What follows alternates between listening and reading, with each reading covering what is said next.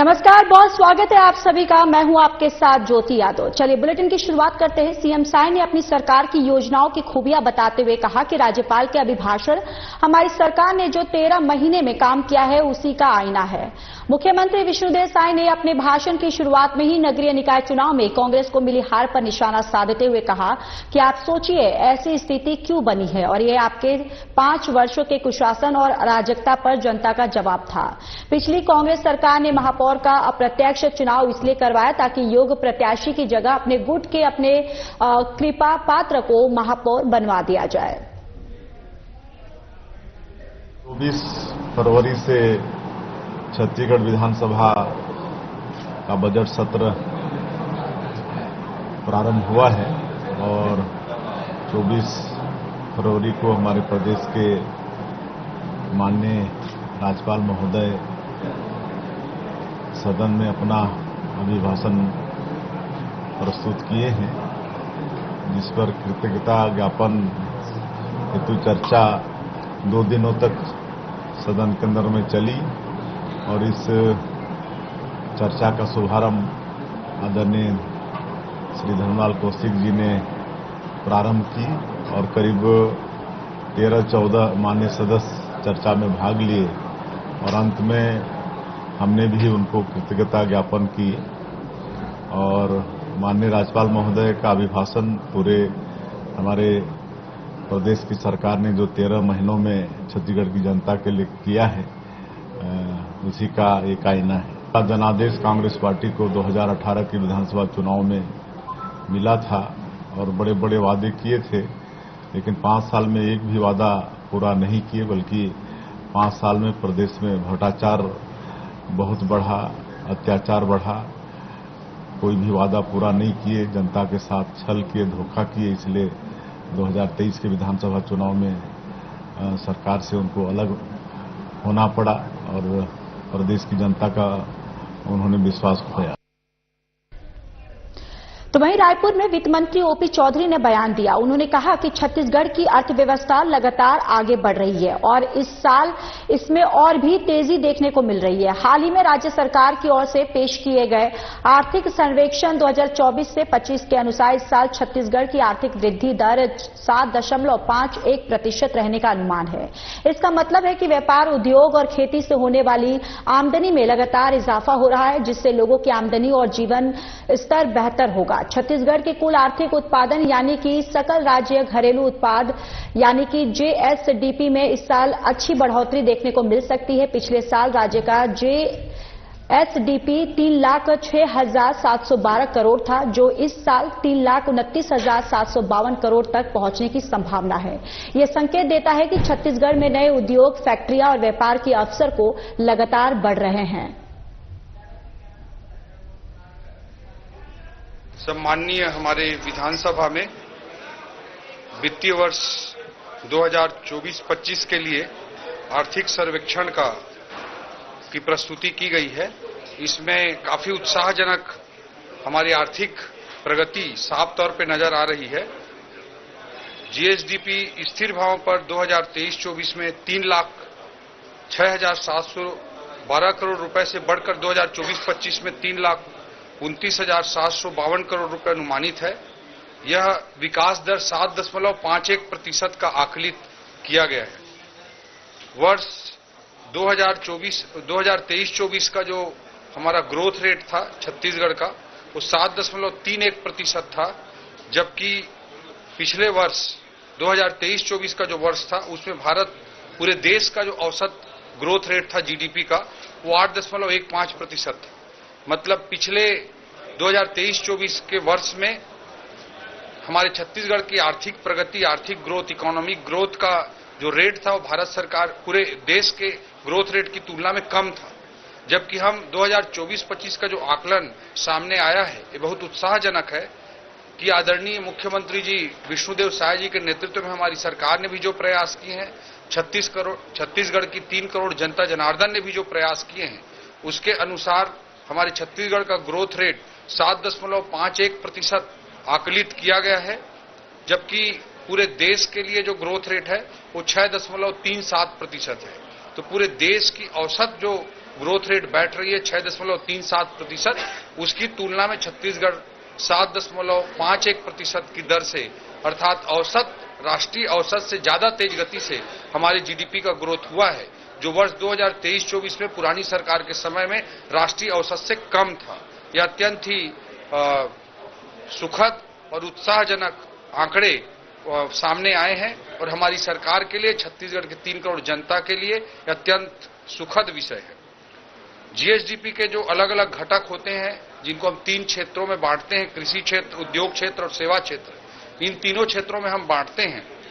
कृषि क्षेत्र में भारत का जो, पूरे देश का जो औसत वृद्धि दर है वो 3.76% है, जबकि हमारे छत्तीसगढ़ का 5.38% है।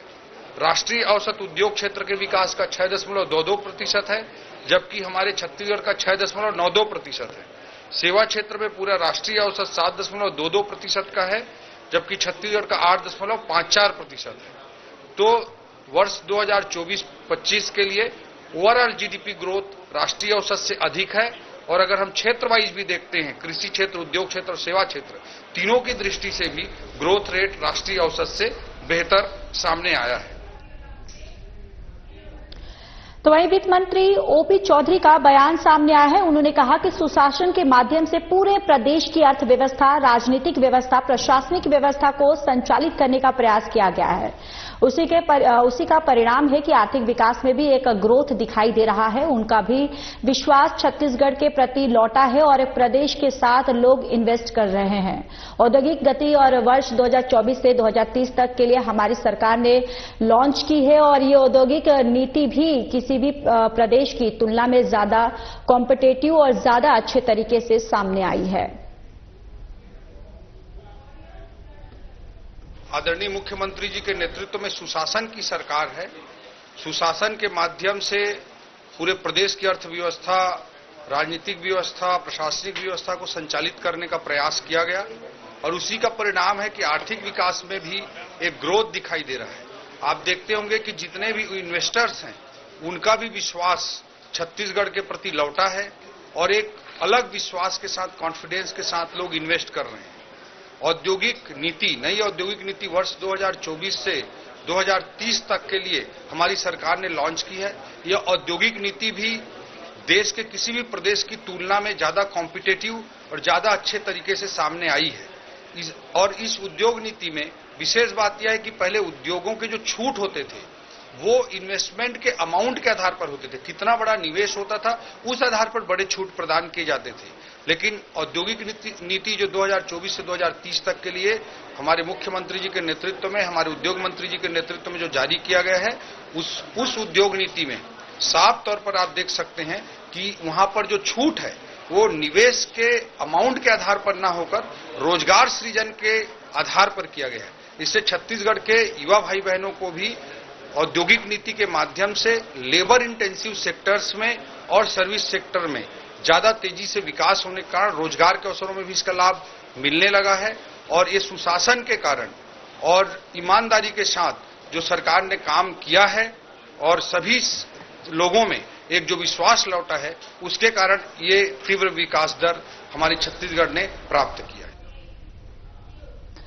चलिए खबरों में आगे बढ़ते हैं। वित्त मंत्री ओपी चौधरी का बयान सामने आया है, जिसमें उन्होंने छत्तीसगढ़ में पेश होने वाले आगामी बजट की जानकारी देते हुए कहा कि निश्चित रूप से हमारे छत्तीसगढ़ राज्य का जब गठन हुआ तो छत्तीसगढ़ को तत्कालीन मध्य प्रदेश को दुर्भाग्य से अनेक अर्थशास्त्रियों द्वारा बीमारू राज्य कह दिया जाता था। उस समस्याओं के निपटारा के लिए हमारी सरकार ने लगातार काम किया है और इससे मूल रूप से भारतीय जनता पार्टी की सरकारों ने लंबे समय तक काम किया। पिछले 15 साल तक इसी बात का प्रमाण है कि पर कैपिटा जो इनकम है वो निश्चित रूप से ग्रोथ रेट हमारा ज्यादा है। पर कैपिटा इनकम राष्ट्रीय औसत से अभी भी बहुत कम है। उन्होंने कहा कि हम 2047 तक एक विजन डॉक्यूमेंट बनाकर छत्तीसगढ़ को विकसित करेंगे।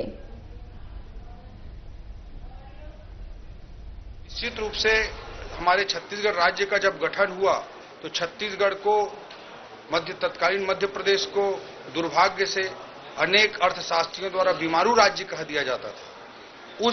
उस समस्याओं के विरासत से हमारी सरकारों ने लगातार काम किया और इसमें मूल रूप से भारतीय जनता पार्टी की सरकारों ने लंबे समय तक काम किया। पहले 15 साल तक लगातार भारतीय जनता पार्टी की सरकार ने काम किया। फिर अभी मुख्यमंत्री जी के नेतृत्व में अभी हमारी वर्तमान सरकार काम कर रही है। इस दौरान इस खाई को पाटने का बहुत तेजी से प्रयास हुआ है।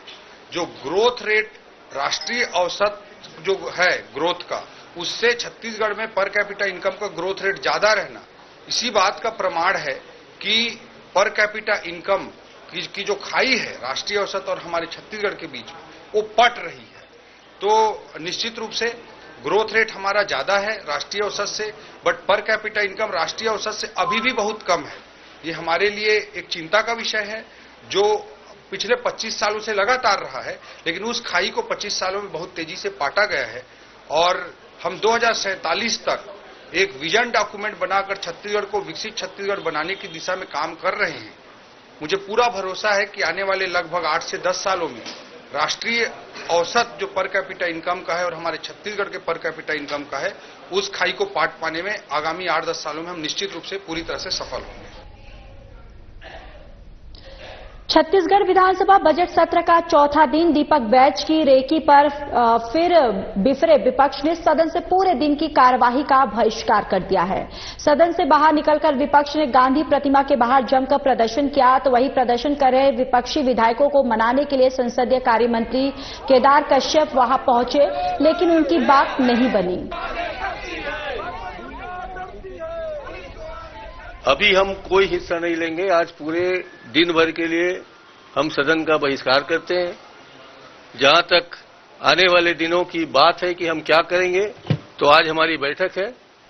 कांग्रेस कमेटी के नेतागण आएंगे, हम लोग तय करेंगे भविष्य में किस रास्ते पर चलेंगे। नेता प्रतिपक्ष डॉक्टर चरणदास महंत का बयान सामने आया है, जिसमें उन्होंने कहा कि हमारे साथियों को प्रत्येक ब्लॉक में, प्रत्येक जिले में जाकर धमकी दी जा रही है और उसके खिलाफ हम लोगों ने आवाज उठाई है। इसके साथ ही ये पहली बार हुआ है कि कांग्रेस के कार्यालय में ईडी को भेजा गया, मगर हमने उनका भी स्वागत किया, जवाब दिया, मगर हमारे महामंत्री को 7 घंटे तक बिना मतलब पूछताछ की गई ताकि हम लोग डरे। उन्होंने आरोप लगाते हुए कहा कि भारतीय जनता पार्टी जो चाहती है, ये सरकार केंद्र से चल रही है। प्रधानमंत्री के इशारे पर डबल इंजन की सरकार चलती है, मतलब एक ही रास्ते पर चलने वाली सरकार है। यहां जिस तरह से दबाव बनाया जाता है, केंद्र सरकार उसी तरह से यहां व्यवहार करती है और उसे हम आम जनता को बताने के लिए प्रदर्शन किए हैं और हमने प्रश्नकाल का दिन भर के लिए बहिष्कार किया है।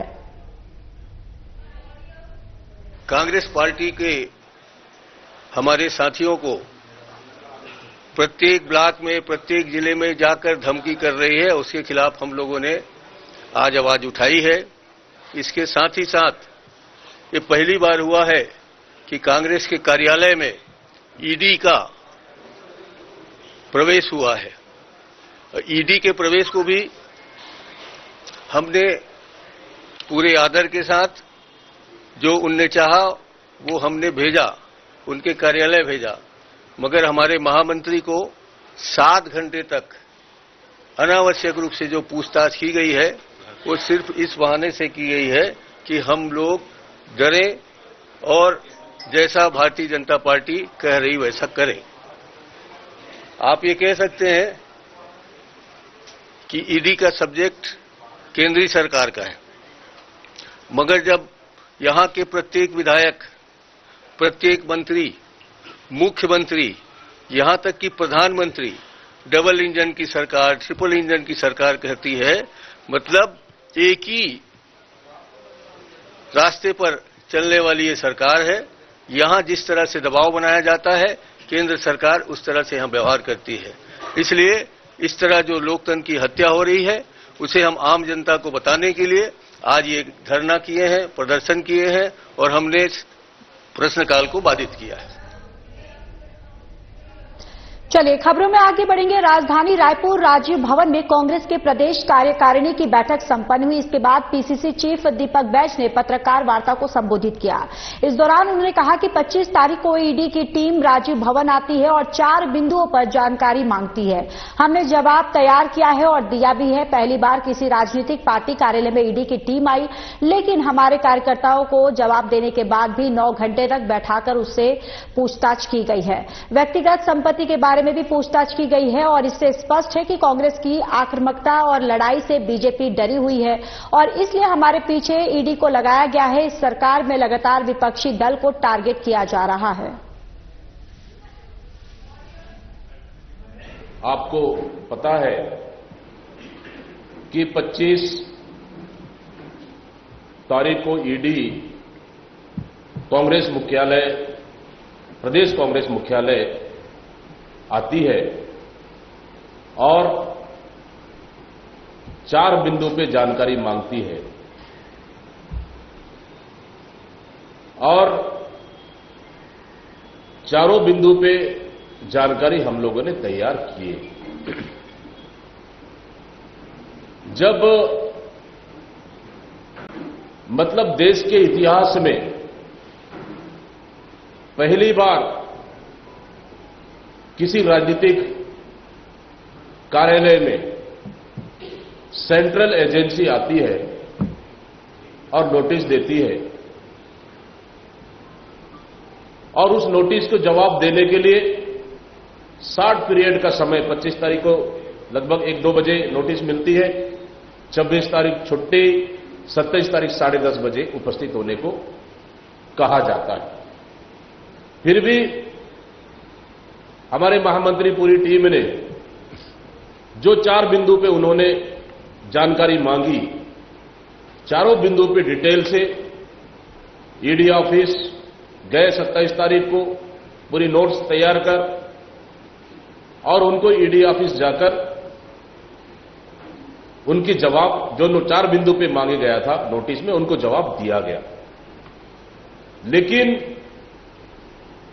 सवाल ये है कि जब नोटिस दिया गया वहां पे तो हमारे प्रदेश के महामंत्री इंचार्ज को, प्रभारी को सवेरे 10:30 बजे से लेकर 7:30 बजे रात तक 9 घंटे की बिठा के रखा गया, जबकि और पूछताछ की गई, कथन लिया गया, जबकि स्पष्ट रूप से जो 4 बिंदु पे जानकारी मांगी गई थी स्पष्ट रूप से जानकारी उपलब्ध करा दिया गया। और हमने पहले भी कहा अगर उन्होंने जानकारी मांगी है तो जानकारी देने में हम लोग पूरी सहयोग करेंगे, लेकिन उसका उल्टा उन्होंने 9 घंटे से अधिक बिठा के रखा और कांग्रेस कार्यालय का पूछताछ कम, ज्यादा इनका व्यक्तिगत संपत्ति के बारे में पूछताछ हुई कि आपके घर में कितनी ट्रकें हैं, आपके घर में कितनी छोटी गाड़ियां हैं, आपके परिवार में कौन कौन है, कितने बच्चे हैं, आपका बैंक अकाउंट क्या है, आपका आधार कार्ड नंबर क्या है।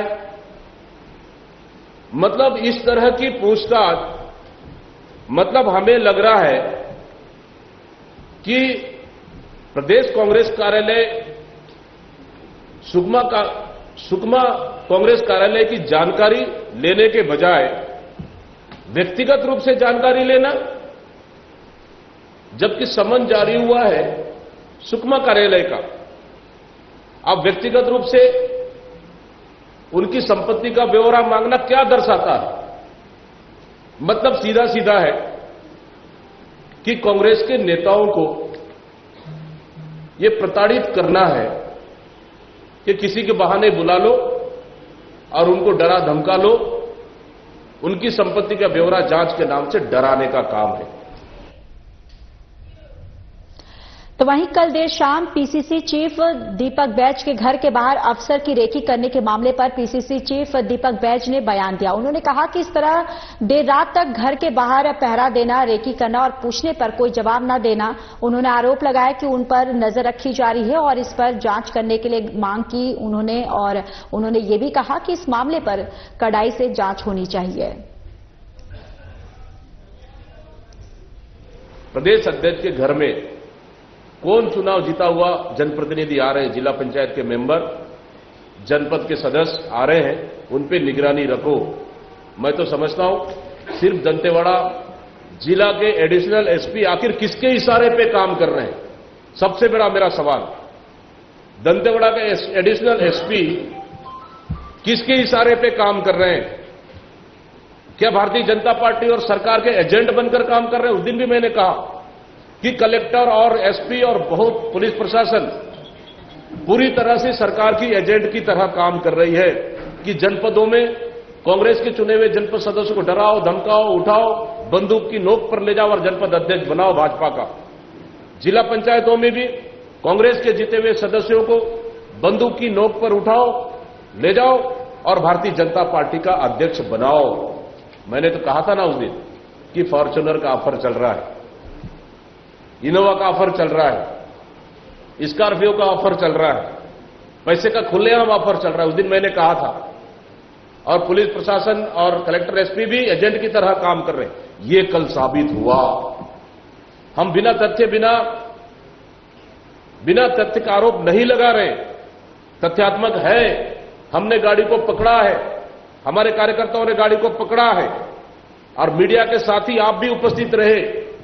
पूरी प्रदेश की जनता ने देखा कि लोकतंत्र को कुचलने के लिए भारतीय जनता पार्टी की सरकार किस हद तक जा सकती है, इससे बड़ा उदाहरण नहीं हो सकता। आदरणीय साथियों, हमने भी 5 साल सरकार चलाई, हमारी कांग्रेस की सरकार थी।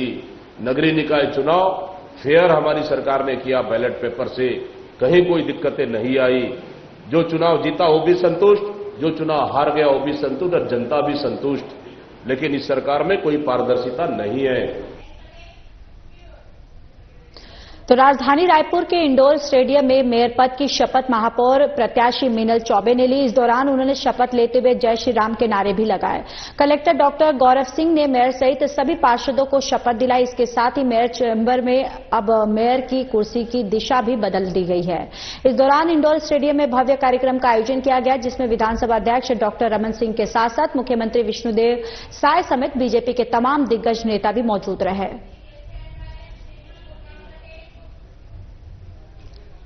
कोरबा में परशुराम सेना की तरफ से सम्मान समारोह आयोजित की गई। सम्मान समारोह में कोरबा की नवनिर्वाचित महापौर संजू देवी राजपूत सम्मिलित हुई। इस दौरान उन्होंने चेस क्लब का उद्घाटन किया। कार्यक्रम में मुख्य अतिथि के रूप में पार्षद नरेंद्र देवांगन, वार्ड 21 के राकेश वर्मा शामिल हुए। ये कार्यक्रम में आपको बताते चले कि रंगारंग कार्यक्रम किया गया और साथ ही साथ यहां पर महापौर संजू देवी जो है वो राजपूत ने यहां पर शिरकत की है। पूर्व नगर निगम कोरबा के नेता प्रतिपक्ष और वर्तमान नवनिर्वाचित पार्षद हितानंद अग्रवाल के उपस्थिति में जिला आयुष कार्यालय कोरबा के द्वारा निःशुल्क जांच और उपचार शिविर का आयोजन किया गया। आयोजित शिविर में लोगों को मुफ्त उपचार किया गया।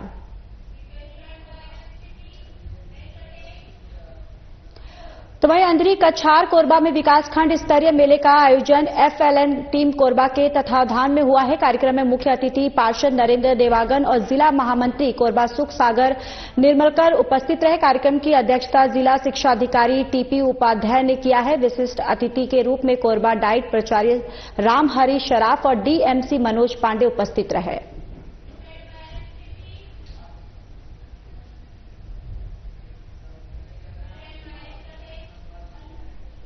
वर्तमान में महुआ इकट्ठा करने की दृष्टि से पेड़ों के नीचे ग्रामीणों द्वारा लगाई जाने वाली आग अनियंत्रित होकर फैल जाती है। साथ ही साल बीज सीजन में साल बीज इकट्ठा कर उसे वन क्षेत्र में जलाए जाने के कारण तेंदुपत्ता संग्रह के लिए बूटा कटाई के दौरान अच्छे पत्ते प्राप्त करने की दृष्टि से अज्ञातवास जलाए जाने के कारण बड़ी सिगरेट अथवा ज्वलनशील पदार्थ को मार्ग किनारे फेंकने से वनों में आग लगने की घटनाएं बढ़ती हैं।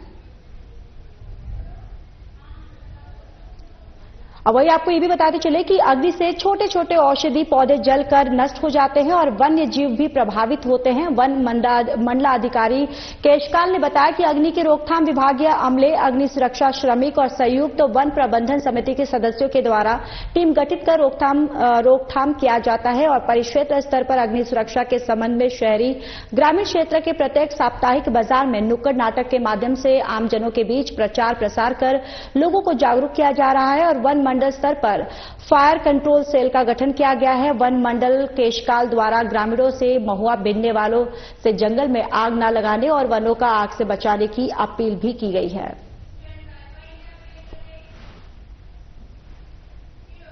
चलिए, इस बुलेटिन में इतना ही। बाकी देश और दुनिया की तमाम बड़ी खबरों के लिए जुड़े रहिए हमारे साथ। नमस्कार।